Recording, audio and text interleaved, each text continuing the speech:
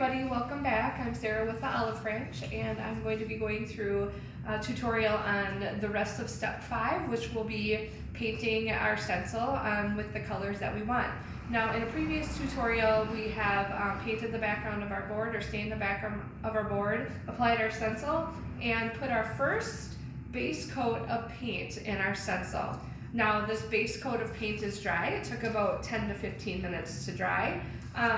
You may not be able to see what this stencil is, but the stencil says Welcome Spring, and it's got two leafy rounds around the wording of Welcome Spring. So now this tutorial will show you how to paint the colors that you want on your stencil. In this case, I'm going to be using a yellow for the leafy part around my Welcome Spring, and I'm going to be using a coral pink color for the Welcome Spring. Now each color I have in a little cup, and I'm going to be using a makeup sponge to paint with each color. So now that the base coat is completely dry, I can go ahead and get started on painting. Now what I am going to do is just do a tutorial of the first coat, maybe second coat for you of each color. But because my leafy part is so close to the Welcome Spring, I am going to use some painter's tape to tape off part of my stencil so that when I'm painting my coral and the Welcome Spring, that I don't get it over here on the leafy part where I'm going to be painting the yellow. Now painter's tape is nice because you can apply it over your stencil, but when you peel it up, it doesn't peel up the stencil with it. So I'm just going to cover those areas where I think I might end up getting paint where I don't want it over this leafy part.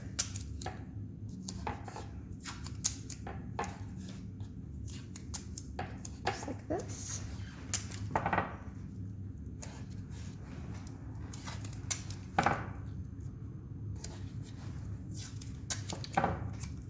The edge of the G on Welcome Spring is very close. So that is why I'm going to tape that off. And I'm just going to tape the rest of my leafy part off around my letters so that I don't get any of the coral paint where I don't want it.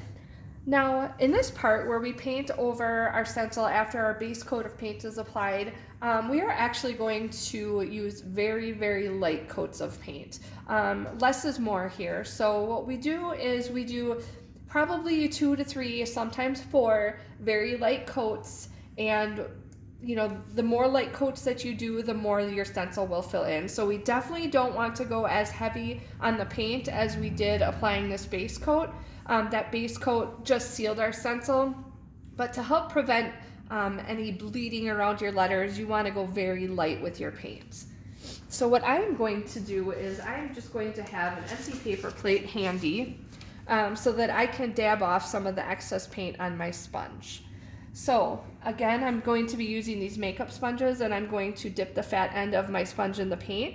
But before I apply it on my board, because there is too much paint on the sponge, I just dab it off on this paper plate, and then I begin to go inside of my stencil.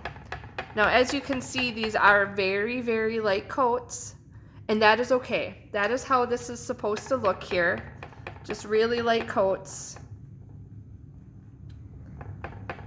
The more light coats you do, the more you will see your stencil fill in.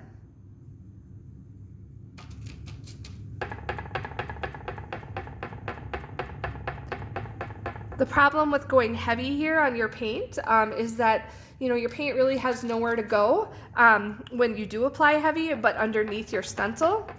So that can cause just some little problem areas where you see the paint bleeding when you peel off your stencil at the very end. And if you use really, really light coats, like you're supposed to be doing, by the time you paint your whole stencil, it should already be dry at the very beginning for you to go over with another coat.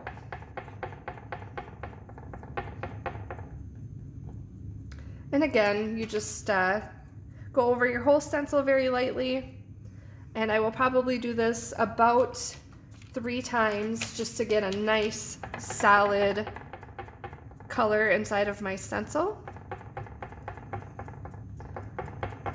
Once I have gone over my stencil with about 3 or 4 coats of this coral color.